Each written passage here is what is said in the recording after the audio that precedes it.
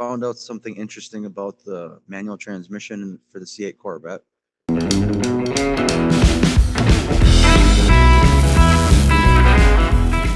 Hey, cars! Hulk Hogan, is that you? Yeah, brother. Oh, that's the other guy. What you gonna do, brother? I'm just got these on because I know this episode's gonna be so bright. Oh shit. Yeah. Are we recording now? Is that what we're starting now? Is that what's happening? Let's fire it up. Fire it up. Bought an Audi, homie. An Audi. Looks like you're rolling on 20s. Audi. I don't know. Is that white trash talk when you say Audi? I'm not sure. Is it is it more German or is it more belly button? Like you got an Audi? Well, I mean, it really depends. I don't know.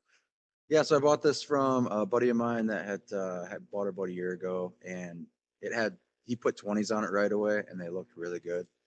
So when I bought the car, it had 19s on it, so I was like, yeah, it's got to have 20s on it right away. So I ended up making a deal with another buddy of mine that had just bought an Audi to part out, and ended up getting the rims off of that, and put some new shoes on it this last week. Pretty sweet. Pretty jazzed up about it. Ask anybody, every inch matters. Definitely. But it's a V8 6-speed car, so it's pretty. I didn't realize until yesterday that only the first gen of this basically is it a B8. So there's a B8 and B8.5 chassis. The second version of this car only came with a V6. Well, I shouldn't say only, but it came with a supercharged V6. I think they made more made more power than the V8, but so it was only like a very specific generation of these two-door cars that came with a V8, which is kind of interesting. I didn't know that until yesterday. So that's because trying to find parts for it, like aftermarket parts. Like there's a lot of parts out there for Audis, but not for this specific version of it, which is interesting. But so I think it's kind of even cooler because it's a little more quirky than I thought it was. So I don't know. This is my first time owning a drivable foreign car. Usually they were just junk ones before. It definitely changes the vibe of the backdrop of your shop compared to what it used to be. Yeah, I've always had. I mean, I really like. I mean, I shouldn't say like can't like specifically put it down to like tuners and exotics, but just like I like new cool cars too. You know, like it doesn't if it's fun, like I would say like an enthusiast car. I've always loved cars that were just for make like having fun going down the road, and looking cool is almost secondary, but it definitely helps, you know. But yeah, I mean, I'd love to have more like quirky, not necessarily quirky, but just different shit in the shop. So this is maybe my entrance into that world as well, because I've always been a fan of it, but it's almost like it used to be anyways, you go to a car show and either you're an old car guy or you're a new car guy, and there wasn't really like a lot of commingling, and now I think that the world is a little smaller, that everybody should be commingling, and Right. I don't see a reason why tuners, even Euro tuners, and you know, like what do you call them, Asian tuner cars? I don't. What do you say about like how do you say that I is think like a genre? I feel like they're just tuner cars if the Japanese Tuner stuff. cars, I guess. Yeah, I don't know. But would you Imports, but call like I don't know. but to me it's almost fitting in with like a Camaro, which isn't necessarily exactly the same thing either. You know, like you can't, is that a tuner car? Not really. Not really. But Muscle. is it like, I guess it's muscle, but like wouldn't a V8 car from Europe be a muscle car too then? To be a European muscle car. So yeah, so that this would be a European muscle car then. I would say. Yeah, kind of. That's what I'm saying. It's like the world has gotten a little more muddy, like it's when you're trying to put it into like a category. So to me, it's like it'd be cool to have the stuff you see in Cars and Coffee, where there's just like muscle cars sitting next to a Lamborghini and like all these next to a Honda, you know, and it's just like it'd be cool to start introducing that more into this area because I don't see it at all. Yeah, it's kind of fun. Like my buddy's resto mod shop, you'll go in there and there'll be a Ferrari or a Lamborghini or whatever because those people, I think, well, a lot of, let's say a lot of, most of his clientele's, you know, I don't want to say retired age, but you know what I mean? People that are further in their career, they can afford Yeah. nice stuff. And a lot of those guys are muscle car guys. So they kind of know Yep. him from the muscle car stuff, but then they also have, you know, European, Italian toys. And if you want a high level quality of work, sometimes the resto mod shops are the highest level work because there probably isn't enough Lamborghinis and exotics out there keeping specific shop just doing True. exotics. You know what I mean? If And they if you're, want to keep the lights on and have yeah, employees and I would say the majority of them around here are probably taking them to just your average body shop too, and getting mixed results as well. Like right. these rims, they were like we looked up the rims. They were used when I got them from a buddy and they're used, but I like the style of them. They look really nice. But anyways, so I decided to paint. They were satin black and they had some damage on them. So like gloss black on a white car, I think looks fantastic, especially the grill is gloss black and stuff. So painted them gloss black, and then my buddy Trapper came to yesterday and he's like, "Why do they look so expensive?" I'm like, "It's just because they're gloss black. Like you paint a good wheel like gloss black, or you put a good finish on a wheel, and it changes it completely. Like sometimes powder coat is not the way to go in my eyes." I we powder coat at my work. Um, we kind of like started that right after I got there. I helped them set up the Sure. whole powder coat system. I have to say, I'm not impressed with powder coat in the Yeah, it slightest. doesn't look good. Well, and there's it has no depth because there's no transparency Yeah, to it for one, but two, you know, growing up in the era we did, we were watching stuff like Orange County Choppers and all that, and or American Chopper, whatever it was called, and they were always talking about powder coat being the toughest yeah, finish you can get. You can hit it with a hammer and it doesn't chip. Powder coat, yeah, it's harder than paint, but because it's harder, it does things like chip off. It doesn't take yeah. But any also, impact. but also, if you like, I've noticed if you have a gloss black powder coat, your clean finger will scratch it, Yeah. which is like so. It's so hard, Yeah. but it also scratches. That just I don't understand the idea of it. And Like, it's so hard why it is doesn't that have any good? give. Like, why is that good? It So your to buddy me it's not. Trapper's like, so he's like, so what's better is, is this the paint that you put on these wheels, is that like good for wheels? Like, does it have good stone protection? I'm like, a curb is a curb, man. He's like, yeah, I guess a chip, a rock at 80 miles an hour is a rock at 80 miles an hour. I'm like, yeah, it doesn't matter. Like the difference to me is I can repair paint. I Right. can't repair with powder coat. Like that's a sandblast it and redo. And then it doesn't come off easy. I've sandblasted powder coated rims, like factory powder coated rims. I would say factory powder coat is definitely different than these backdoor powder coaters that, just Yeah. started in their oven. So, I mean, there's like different variations of it as well. So, I mean, I've seen some powder coat that looks like paint, and that's the stuff that comes off like shit. But I don't know who's doing it. I don't have a source that does that good of powder coating. Yeah, my friend in Tennessee with the GTRs and whatever, the shop that they have, they do a lot of like um, valve cover jobs and timing covers because a lot of the, like the Japanese cars, they have real like because they mainly work on, or one of their big niches they do are, RB motors from, Skylines, and those have a really flashy valve cover and timing cover. They're like four pieces, but they all sit on each other, blend really nice, and they have a lot of shape to them, and they get those powder coated in like pearl powder coats and stuff like that, and they look like paint uh depth wise, but they don't have the volume to like a clear coat. Like a clear coat it just, even though it's only mils thick, has a depth that you get to see through it. For sure. Now the the way they do a lot of these metallic and powder or pearl powders for like that kind of thing, they're actually doing multiple layers with like an undercoat and things like that. So I think That's what I'm there's, saying. Why just paint it? It's so stupid to me. Just yeah, paint it. I think powder coat is more forgiving for the applicator. Does that make sense?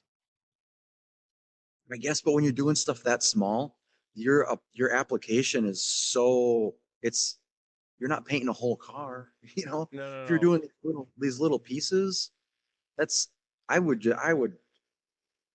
sooner paint it. Maybe that's just because I'm a paint background and I have a paint room, so maybe Right. that's why Well, the I'm other not thing ordering is powder and just blowing it in and putting it in the oven, there's, like what, 10 spokes, 12 spokes on your wheels that you got there? Hmm. And they all have edges and side profiles and things like that. To get somebody that can powder coat all those edges and around all the corners Yes, you're and not wrong. have runs and have good coverage is a lot simpler because the static. There's a couple of runs. That's fine. Those I are show stopped at like I indicators. ended at like 1 o'clock in the morning on Friday night because I just wanted to get them done. So I'm like, if I spray on Saturday, that means I can't put them on till Sunday. So I was like, fuck it, I'm gonna get it done. So I was it was it was late. For this guy, that's late. So I was like trying to keep my eyes open, spraying in all the edges and shit. Anyways, yeah. So they're not perfect, but they look pretty good. As soon as you start driving them and washing them and you start getting a little bit of, They're gonna get fucked up anyway. yeah, brake dust all over them, it's not going to matter. But yeah, I think the powder coat is just because of the static charge and the way it's applied, you can hire an entry level guy and get a good finish easier than you can hire a guy to paint Yeah, I mean, wheels that are intricate. I do, and it like it's way more affordable. Like to actually apply paint. I mean, powder coating you're usually doing you can do and get away with before mounting a tire because I was painting them. I didn't really want to, and the tires are like where I took the tires at Draxler's to get them mounted. They were like these are probably one of the hardest tires we've put on rims before. Like, oh, sorry. Um, but yeah, you have a pretty good likelihood of fucking up the rim. So I just had them before I fixed any of the damage on the rim. I just had them mount them so I can tape them up. But yeah, I mean, there's cost wise, I've heard of rims getting powder coated around here. I mean, they didn't look good by any means, but they were like 30 or $40 a rim, and that was them sandblasting them and coating them. So I mean, it's Right. very very affordable. But I mean, when you start getting up, 10 feet and closer and you start looking at them, you're like, oh shit, maybe a rattle can might have been better. Or like get the powder coat and then scuff that up and then just put a good rattle can finish on it. When I say good, I mean like the metallics actually lay out because you get a cheesy metallic powder coat and it looks like modelly, because it's not Well, I laid mean, out. look at it's like a single stage metallic. How good does single stage metallic look? You know Yeah, what I and mean? then blowing around and then orientated by electricity clinging it to the wheel too. Like there's like it's like convoluted. But yeah, I don't know. No, I did Anyway, powder coat the valve cover on my Honda motor, and it I mean it's just gloss white, and that looks awesome because I mean well, you can gloss. gloss white, it's gloss white, bro. Yeah, yeah. But I mean, there are. I mean, even suspension components. I do see the upside to it, but being a paint guy, I would rather have it be paint in any fashion, just because I can repair it myself. yeah, And that's just me being, I can fix it, that kind of thing. But I don't know. that's how I look at everything though. Like the Tundra suspension I painted because I was like it's going to get beat up. And if I Yeah, don't yeah, yeah. powder coat it, then it's just like then it has to come off to get fixed. Whereas if it's painted, I can get under there with the airbrush and you know, like Yeah, wanted a square tube, I could tape right on the corners and yeah, paint yeah, just yeah. one flat on it or whatever I needed to do, and Yeah, it'd and be you fine. put powder coat on them, it's going to be so deep. The chips will be so deep. It's like they're hard to touch up. You got to put a Yep, mile of paint in it before it actually fills level. yep. That's what these gloss black ones. You could just brush touch in gloss black, and even if you Wet wet sanded sand it a and little bit, I mean, you could blend it in pretty easy. yep. I agree. So That's being a paint guy. That's how I look at everything. I'm like, well, I it, can repair this, and it can take a little bit of a hit. It's more I mean, forgiving. that is why putting together cars. I mean, you're building cars right now too. I mean, it's just thinking forward. Like, yeah, I'm using this product so I can repair it. It's no different than mounting this said bracket here so I can get my hands around it or whatever, you know, it's like, it's just a thought process in general. It's not just one thing. Feel me? Yeah. I feel you, dog. Yeah. I'm getting I feel like I'm falling to the dark side because the more I work on my Civic, the more I'm starting to like Hondas. And I feel like for my entire life, Hondas were kind of against everything that, to me, I was like displacement, RPM is a, I like RPM. So I mean Honda fits that. But rear wheel drive or all wheel drive only, front wheel drive is light in the loafers, we'll say. Right. Right. But I just like it's so fun and forgiving and inexpensive. It's like hard to not enjoy it because Yeah. like I'm gonna paint it absolutely wild, and everybody's gonna be like, "What would you do that for?" Because like, it's gonna kill the value of the car in a way, to 95% of Need to put, buyers. there's needs to be a palm tree in the paint job somewhere. For real. Maybe. Like on the deck lid going onto the roof. It is gonna have a little Florida style because like I said, I'm gonna do Yeah. Oh the yeah. Fast and Furious style early 2000s Need for Speed Underground paint job with like a big graphic on the side.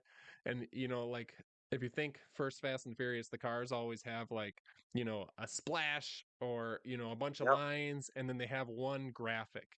And the graphic on mine is going to be a harpoon, like a spear gun. Yeah. It's you might not understand it's a spear gun or a harpoon when you look at it. You're just gonna be like, oh, cool graphic, kind of like all the Fast Right. and Furious cars. You don't really know what's going on the side of them, but Yeah. It's just like a lot of weird shit happening. Yeah. yeah, it's gonna be kind of like Just that, like but the it's gonna lines be a and then harpoon. it's like the guy.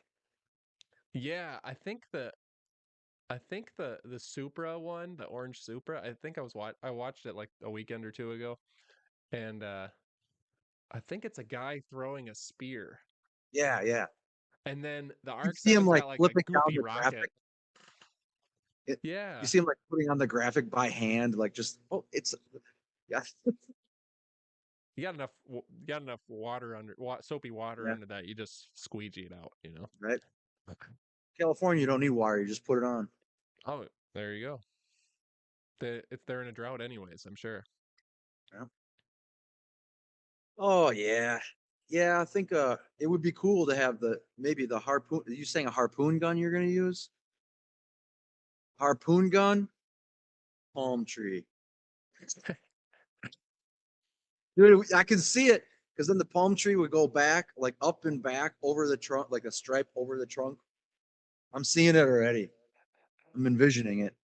I've been reaching out to a couple smaller paint companies trying to get like to use their products and showcase them or something like that. I looked at the Honda colors like mine's they call it either cypress green pearl Yeah, it's or just like a dark, clover green pearl. just like a dark green, like a forest green, right? Yep. Metallic. Um, it's like 500-600 bucks a gallon from anybody for the base coat. Dude, my black base coat, was it my black base coat, which is cheap, is $1,000 a gallon. Everything is so expensive now. Paint is ridiculously expensive compared. I would say in comparison to what it used to be. Now, when you're Right. looking at painting a car, and yeah, it might cost you a couple $1,000 more now than it did five or 6, 8 years ago. But it's still quality stuff. Like it's still really hard to say you want to use shop line versus like it doesn't outweigh itself when you're thinking of application, the person applying it, and the cost of that as well. So like the quality paint still is better, but man, is it more expensive. I remember the cost of materials when I painted my S10, and that was like a medium price code.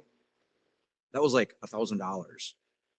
You Right. know, that's how much it cost. It was like $800 in base coat or $700 in base coat, and the rest was sealer and clear. Now, Christ, if you get a good clear, it's $1,000 per gallon, Oh yeah. sprayable. You know, Yeah, it's I've actually been looking at. I wanted to do the OEM green as like a main color, so I didn't have to jam the car. But Let's do something similar. I thought that too. I don't know. Now I'm at the point where I'm like, I'm just gonna do a green chameleon for the main color. I mean, it's like, Yeah, yeah, yeah. why Just do not just something. do something? You can always go back and like rattle can the fucking jams black if you want Yeah, to. yeah. I'm just saying if you wanted, if it bothered you that much, you could always do that. Yeah. Hoping that I can get some sort of, something that's close enough where it's not gonna stand out right away. Um, but I don't know. I almost feel like if I'm gonna go this stupid with the paint job, like, let's Yeah, go chameleon, full stupid. Yeah, full stupid. full on. I Yeah, want. Yesterday, I raised the motor up to get more because so I put coilovers and control arms and stuff in the front this morning or yesterday to get it lower, and nice. but with the K24 engine is like a tall deck motor, so they mount that when they sell you K swap conversion mounts and stuff like that. There's two sets of holes on it. If you have a K20, it's a shorter deck motor, so they have you mount it higher to get more oil pan clearance. Okay. And then with the K24, they have you mount it lower. But with my car lowered and the low Ooh, mounts, my ooh. I had like 2.5 inches of clearance for my oil pan. So, oh, did I tell you my? Oh, I don't think I told you my hood plan. No. All right, okay, I keep dreaming of 1997 through 2005 import tuner magazine covers. I'm going to so I raised my motor up to the higher motor mounts, and I Yeah. am going to cut a relief in my hood in the shape of my valve cover. Okay, so that the valve cover is going to just peek through the hood, and then because I make like marine windshields and stuff at work all the time and thermoform acrylic, I'm going to thermoform acrylic to the shape of the valve cover, and it's going to bump a window out of my hood. And then Dude. when I do underglow and green on the car, I'm going to light the engine bay too. So as I'm driving, that window is going to be glowing green. Yeah, that's pretty rad. So basically, I'm I just going like to take that. my valve cover and cover it in painter's tape. And then I'm going to heat the sheet of acrylic up to 400 degrees and build Yeah. like a frame to keep the You need outer like a side need more room in there for the motor though, or no? for like the window. No, just for the motor to move a little bit. I'm going to make it a little bit bigger. You know what I mean? It's going to have like a half-inch space around it, and then I'm going to take the acrylic and, like I said, I'm going to Yeah. tape a bunch over like because I'm going to have the bump for the oil cap and everything, and I'm going to squeeze the acrylic over it with like a frame. Like I said, probably about an Mm. inch bigger than the valve cover itself, all the way around, and then I'll squeeze it over it while it's hot, let it cool, and then I will put that up through the hood, so it'll have like a thermoformed bubble, an acrylic. Yeah, that's sick, dude. It's a really freaking awesome idea. And then you're going to be driving on the road, grabbing your billet shifter and looking, and you're going to see the motor just peeking out of the hood. Well, I think you're gonna see even when you're shifting through gears. I mean, the motor's fairly rigid, but you're still gonna see like when you hit a gear, you're gonna see the motor. Ah, that's so cool. Like When, it's legit, like clear shaker almost. You know? yeah. Yeah, that's cool. That's a good idea. It's a And really then the good idea. engine's not exposed to the elements, you know what I mean? Because it's going to have that acrylic there. So that's nice. And just it has like I don't know, it's going to be something like nobody has really done. I've Ridiculous. never seen that. Have you ever seen like a thermoformed No, window nope, to the actual engine? nope. Not This even in all the quirkiest, weirdest tuner shit I was into when I was a kid. I mean, for real. That's pretty. That's pretty cool. I like that idea. The I only thing I can think is that thing's gonna potentially deteriorate faster because of the engine heat.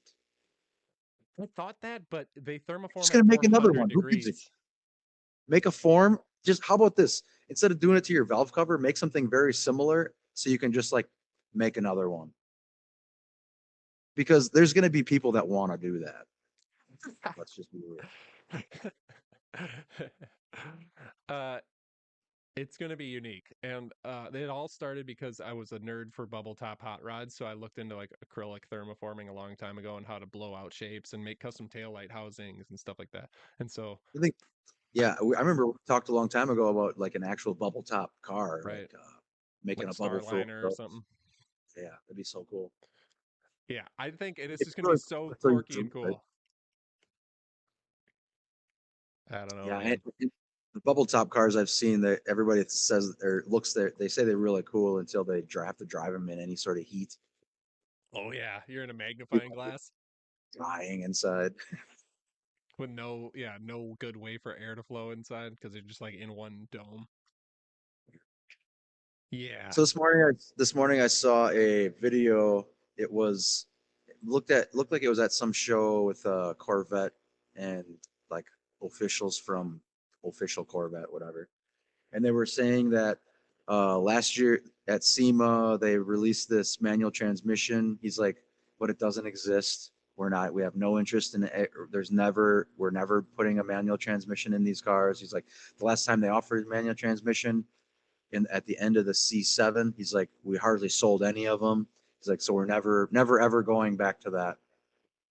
And then he's like, but our transmission is much faster. And so he's trying to sell, stay positive on what they have. But yeah, it didn't sound like uh, what Tremec did was, from his perspective, real. I was like, you're telling me that Tremec said that they have a manual transmission for a C8 and they just lied about it at SEMA? Like, yeah, right, dude.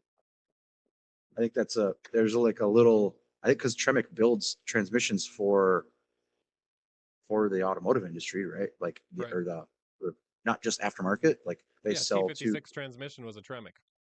Yeah, so I'm sure that there's some probably divisions of Tremec that are like automotive aftermarket and then directly into the new cars. So that's interesting. It'll be interesting. I mean, it's not like high end news or anything like that, but it's still pretty interesting that there's still it's still like it's never stopped since car manufacturers started. Like there's always give and take with the automotive aftermarket. Like I don't know. It's I don't even know what to say about it. Huh. I remember you talking about that at SEMA or during about SEMA time was about that transmission. Yeah, they released for the C8 and then the Ford Mustang GTD, which I don't know how they cross over to both cars, but apparently the transmission was made for both, which I don't really understand. That didn't make sense to me at first too. So that was like, hmm, maybe they don't have it. Maybe they're just hyping something or just getting people talking, getting their name, publicity, you know what I mean? Man, if you did have one, and let's say it was 40 grand, like they said it was, there's gonna be a guy that wants to put that in a C8.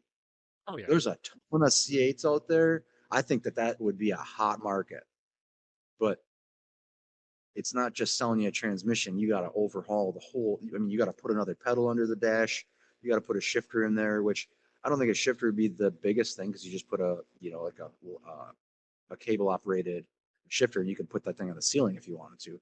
So I mean, you could put it anywhere. It's just a matter of modifying the entire car to do that. I mean, I think it cost the guy 100 grand, Probably. What's 100 grand these days? right? Yeah, I don't know. What's 100 grand these days? Not a Paint job. house anymore. I know that. Good paint jobs are $50,000. You know what I mean? It's like, Oh, yeah. Yeah, that's what I mean. A lot of this business is I had a guy change a windshield in our Bronco. So he had a big chip that turned into a crack. And he was an Audi kid and he was telling me about, because I had the one here, we got to talking about Audis and stuff. And I gave him a business card. I'm like, yeah, if you know anybody that needs any work. And he's like, probably nobody that I know can afford you. I'm like, well, it's like, unless you know the work in the area exists, sometimes you don't even know that you want to afford it right. for some people. So it's like it's a little bit frustrating on that end, but because I know there's guys out there. I mean, I had a guy with a 300ZX hit me up to do a wide body kit, like actual weld on fender flares and stuff. That we're going to contact each other again this year to hopefully get on the schedule and get it worked in. But yeah, that would be a cool vein to be in. I mean, it's not just old cars to me. I mean, I'm a car enthusiast in general, not just. I mean, I'm not a diesel truck guy, but everything else I pretty much like. Yeah. I think diesel trucks have their need. but I don't geek Yeah, to over them. haul fucking produce down the road, not to roll coal in town to get to home to Arby's. I mean, geez Louise, man, this town is crazy with these jacked up trucks. And then it was like there was a phase where everybody like kids had somehow had money and bought these 30, $40,000 pickup trucks, and now they modified them with the big rims and jacked them up, and now they're all just rotted out and literally falling apart all over town. It's pretty nuts. Yeah, but how else are you supposed to make up for being 5'6"? I don't know. I'm kidding. There's nothing wrong with being 5'6". We love all of you. Um, They just need that extra step to get up inside. I here it's pretty wild in Florida. You'll see like, squatted trucks and all this stuff. It'll be, less than 5-year-old truck with a full lift kit, differential drops, and it's like a painted one or color powder coated crazy stuff. They'll have all of that. They'll have it squatted out. They'll have rims on it. They'll have, you know what I mean? They'll be like 24, 26-inch wheels with mud tires on them, low pro mud tires. And then they'll have it squatted out, rock lights. They're always driving with the rock lights on, lighting up the underside of the truck. And it'll be somebody who's, living at home or somebody Those are who called oil changing lights. oil So changing those lights. are service lights. Service lights. Oh, okay. Yeah, but then I find out later that the tire shops in the area will finance you suspensions and rims and tires. Oh yeah, so these people are not saying everybody. Some people, you know what I mean? They have the money Sure. to do it. That's awesome. But like a lot of people I know people who buy a truck, paying, thousand, $1,500 a month for their truck payment and insurance, and then they go and get rims and a lift and tires immediately, and they're making payments on that too. And it's like you get a cool vehicle, I guess, if that's what you're into. But then it's like you're just in the hole already, in a hole in a hole. I guess that's why they exist down there then. I mean that makes a lot of sense if shops are doing that. I mean, I get it. And the shops are, I mean, they're just buying parts. I mean, to a certain extent, it's like a wall dock conversion. I mean, they're just buying Yeah, shit, throwing it on, and sending it down the road. Oh man. Waldock.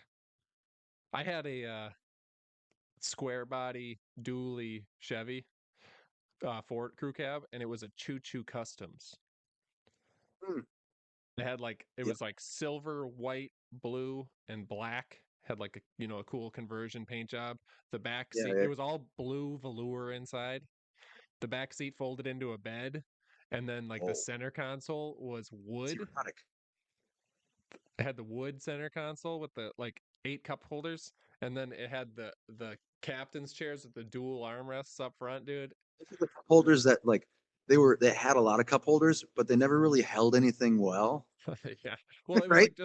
like a piece of nice Yeah, wood with a hole saw, and then they there's routed a it, hole in and it. then it was like just stood up above the bottom layer, so like you'd get like crap under it, and oh Exactly. yeah. But it Yeah, was my cranked. uncle had a Chevy van that was had the same interior, like the same interior, the conversion van with the little bump on the roof, with the Oh yeah. sex lights and shit. Oh yeah. I thought those were just for maps, in case you had to read maps. I don't know why everybody when I was a kid they always called the lights on top sex lights. I don't know why. I mean, Oh. I don't know why. Yeah. I don't know. I thought they were for reading maps. I guess I would have just never imagined. Yep, maybe eating food, map watching. Whoa, I Those just that had captain's chairs, you could swing all the way around. That was fucking rad, oh man. yeah. I was like, man, I just realized map light is probably like a vintage term because people don't use maps anymore. right? Yeah, right. Yeah, give it 15 more years and the cars will all be driving them. Well, there'll be new cars driving themselves, I'm sure, or more than they already are. But yeah, that thing had like a CB on it too, to where you could like talk to people on the road, or I not just CB, but it had like a speaker underneath the hood, like like megaphone. yeah, like a megaphone PA. thing. Yeah, A so you could like PA. always like yell at the bikers. I think we would sing that bicycle song to the bicyclists going by. Bicycle, bicycle. It was a fun thing to do as a child.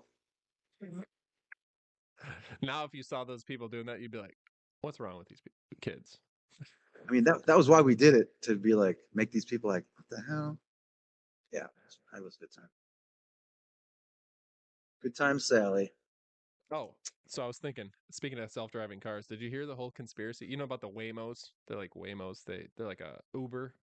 So they have them in some big areas like California, Texas. It's called a Waymo. Are It's like those a the Uber.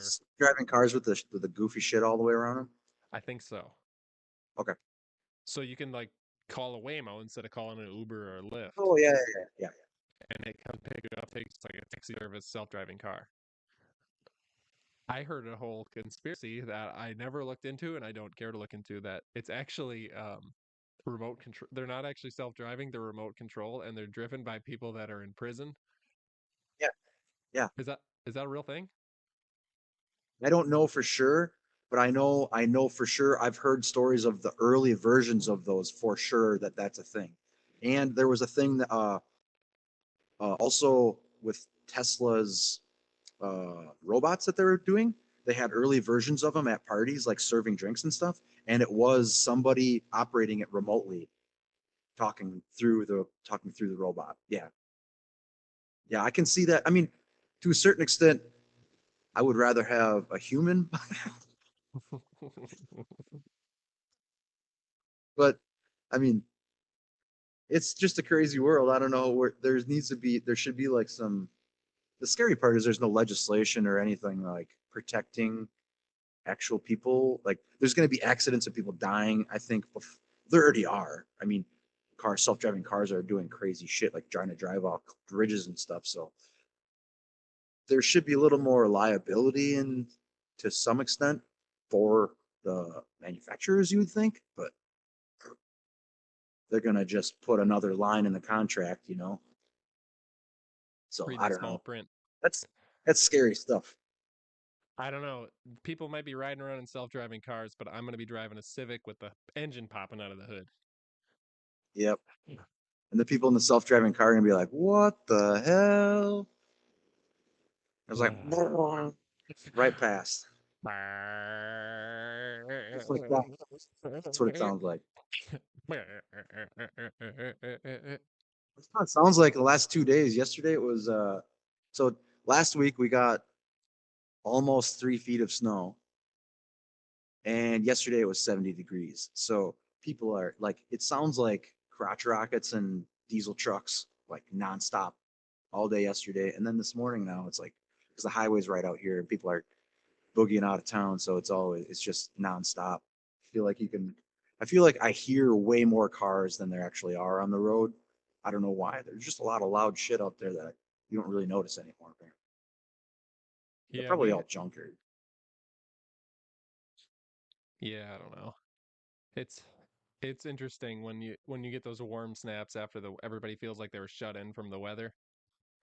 Yeah, yeah. The first warm snap we got when I took, it was really nice out. It rained a hell of a lot the night before, so it was the first. I just got the Audi, and so I want to take it out for a ride. So I took it around town, and I'm behind one Silverado, just probably about 4 or 5 car lengths behind. Dude's front right tire falls off, and he runs it over. It's like a jacked up silver, like a early 2000s Silverado. Runs the whole entire rim and tire over. The truck's like bouncing up and down. He pulls over, and like there's shit all over the road. So I'm just trying to not run stuff over. I mean, fairly close behind. And he had a bunch of kids in the truck, so I'm like, yeah, they're fine. They're in town. I'm not gonna. Yeah. It was like Saturday. I'm like, I don't feel like helping. Like maybe I'm not the best good Samaritan, but it's just. So I get down the road, get down to the one end of town, turn around, and or I didn't turn around, I just went down a loop. But anyways, there's a newer 2000s BMW with a body kit, whole front bumper is trashed, torn off of it, and it's just parked there. It's just like carnage everywhere. Like, hey, get the hell out of here. Just people taking shit out that wasn't ready to get taken out. That's what it seems like. I always think about anytime there's like the cold and the warm. We don't really have that here, but like I think it was like 2017 or 2018. We had a really cold winter where there was like negative 50s for a week. Yeah. And we used to have people on rotation go out every hour and start everybody's vehicles for about 10 minutes. Yep. in the parking lot at work, like because we were Mhm. working, you know what I mean? But I remember after that, like within a week, we had a day that was 32 degrees or 34 degrees. And there's pictures Mhm. of me in shorts washing my Fiero in the driveway. 32, 34 degrees. Like it felt like Oh, yeah. 80 when you because it was a 70, 80-degree difference in temperature from the previous week. Yeah. Yeah, that happens. I mean, there's kids in t-shirts and shorts and shit when it gets like 40 degrees here. Yeah, it's nuts. Now, So really nuts. like we're in Key Largo this week and it's it was like 70 degrees and my wife's wearing sweatshirt and stuff because she's like, it's too cold out right now. I mean, 70 degrees isn't, when I was a kid, 70 degrees was hot. Now it's like 70 degrees is, if you're working, it's a little warm, but still on the chilly side. Where it's supposed to be a real feel of 90 today, so I think the boat's Oh, going shit. out. Nice. That's cool. Yep. The beers don't drink themselves in the boat. You know what I mean? 90 degrees, that does sound like, man, that makes me thirsty for a beer. Oh, that sounds awesome, man. Wow. Yep. Jelly. I'm not turning it up to 90 in here. Fuck that. Yeah. So what do you got on the docket coming up this week? Oh, I ordered a shitload more parts for this the 66 with the Coyote in it. There was a lot of uh Coyote things that needed to be Coyote problems that need to be solved. So apparently if you put like even the coolant lines to the heater core, if you don't put an H pipe in it before you get to the heater core, if the heater core is off, one head will get hotter than the other and it'll throw a coat.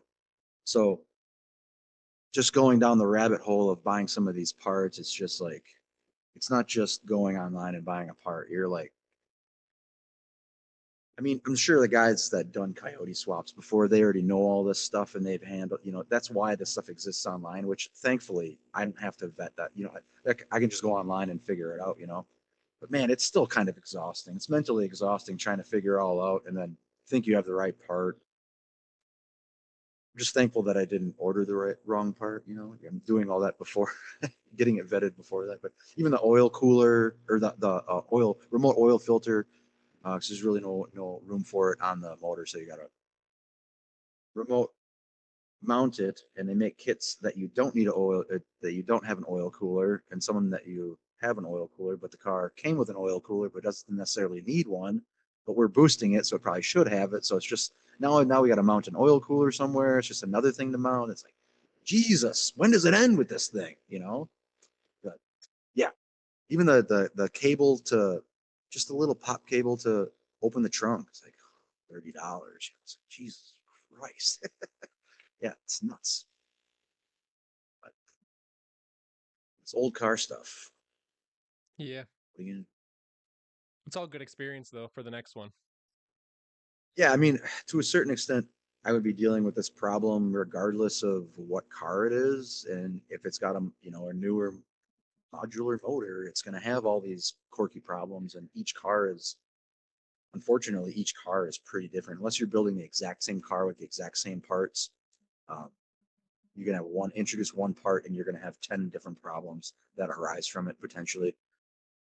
Uh, and my buddy Trapper is helping me out on some of the mechanical stuff on the car, and he's just like, he came to the realization, I think it was this last week, he's like, there's just nothing Mustang anymore. I'm like, yeah, the outside. I'm like, it looks like a Mustang on the outside, but everything underneath, there is literally nothing Mustang anymore. Like, there's not one part where you just bought a Mustang part and you introduced it to anything underneath the outside sheet metal, and it's just, yeah, it works. Nope, doesn't work. That's Yeah. pretty nuts. Full custom. What are you gonna do? Did you guys We got nail down a springs color and yet? tires on this car. No. I mean, we have a color palette in mind. I don't have a definite like this is the shade of. It's going to be some sort of dark green, solid color dark green. Uh, but to me, I have to. I think if you go because there's not much chrome on the car, front and back, it's just going to be like bezels and window trim and the door handles and the mirrors. So it's pretty minimal chrome. So I think if you go too dark of a color, that's going to pop too much with the chrome. So you almost need something that doesn't necessarily blend in with the chrome, but is a little not as dark. If you go too dark with chrome, with minimal chrome, like that color on your hat would be more, I with chrome would be better than a really dark color green with a minimal chrome. I think it's going to look weird. It's going to look like, I don't know. I don't know what to, I mean, it's fucking art, you know, like it's hard to quantify why I'm saying what I'm saying, but I think just a medium pukey green, you know, pea A green, baby, pukey green. a baby shit green of sorts. Yes, solid color, no metallic. Yeah, yeah. There's no metallic in puke or other bodily fluids. Hopefully. You are right. You are correct. Yeah, good observation. Good eye. But we did get rims and tires for the 67 that's on the rotisserie, like right. He bought I thought he's having tires sent to the shop, and I thought it was gonna be like a wide BFG or like a radial tire, you know. No, dude, they're like non-road use, like racing, like they look like NASCAR tires to me.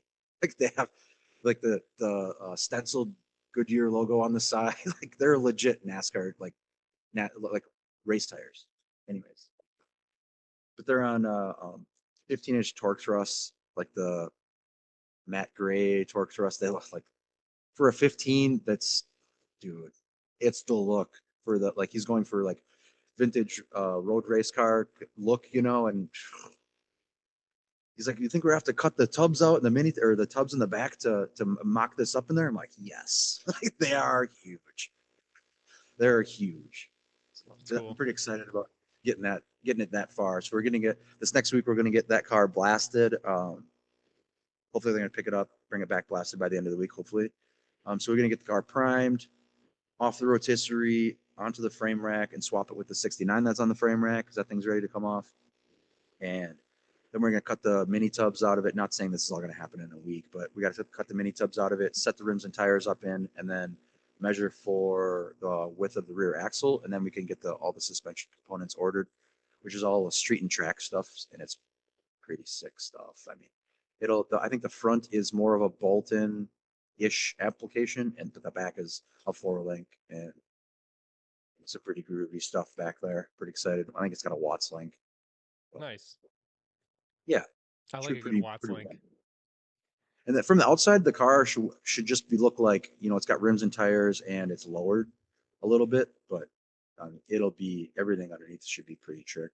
I mean, it's definitely less custom than the 66, like way less as far as custom, you know, sheet metal work and as far as modification, it's not it's you know it's we're not putting it on a chassis, so it's you're using a lot of the more factory components. That's a car you can buy Mustang stuff for, you know, and it'll Right. actually apply. Bolt-ons. Yeah, but it's I mean I I'll still say it's the nicest Mustang I've ever worked on.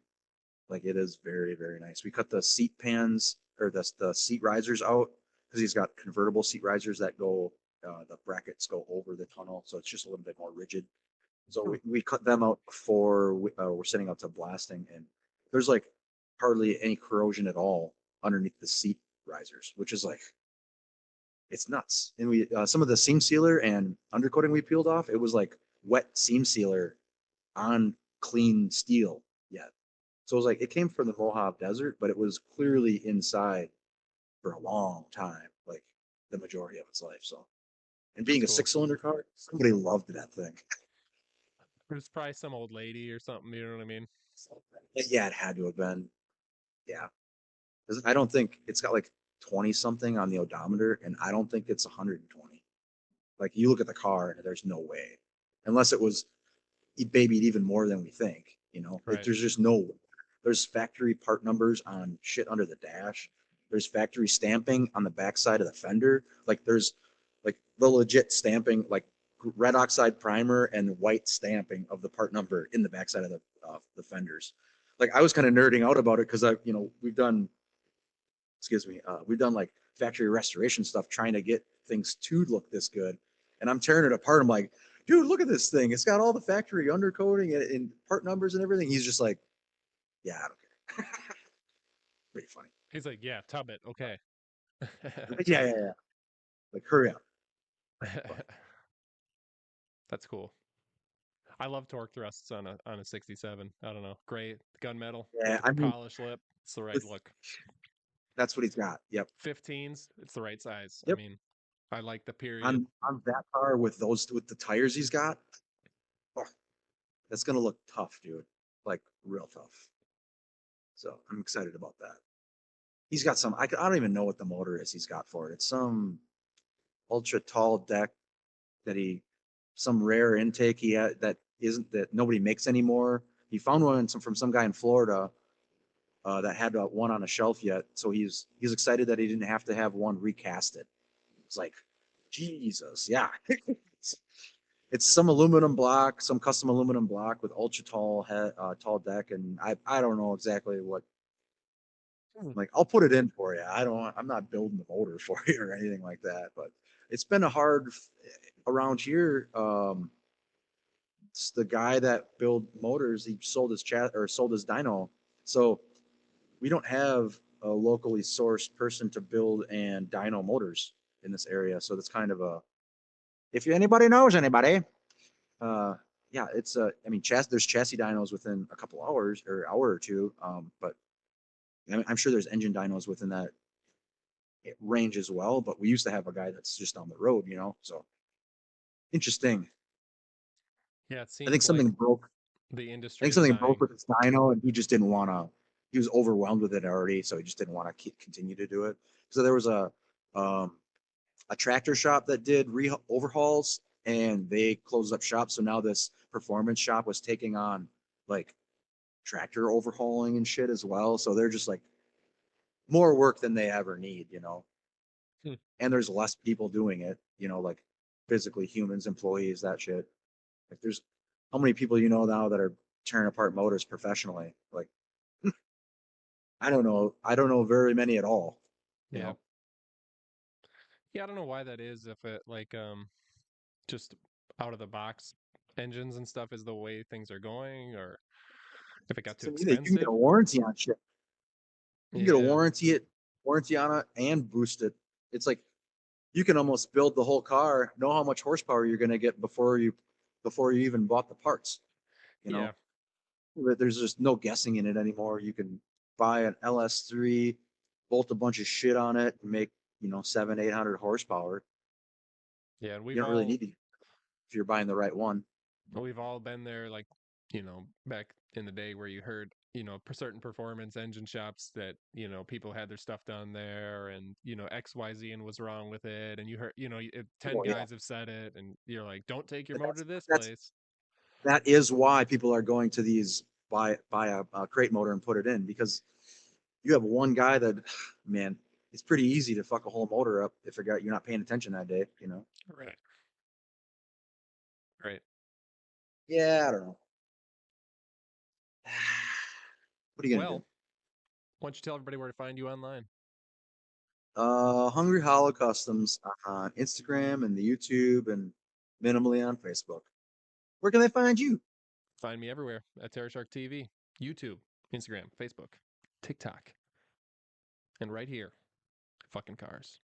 On fucking cars. Go do something fun, people.